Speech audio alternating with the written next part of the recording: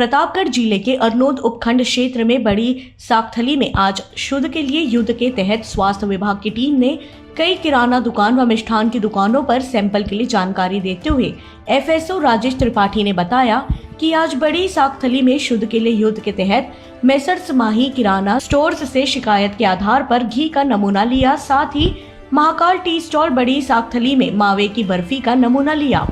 माही किराना store से 7.5 kilo दलिया, 5.5 kilo pack चने, 24 किलो सूजी, मैदा 12 किलो और हल्दी पाउडर 2 किलो अवधि पार होने के कारण मौके पर नष्ट करवाई। साथ ही अवधि पर सामग्री का चालान बनाया गया। सैंपल जन स्वास्थ्य लैब बांसवाड़ा भेजे जाएंगे। रिपोर्ट के बाद नियमानुसार कार्यवाही की जाएगी।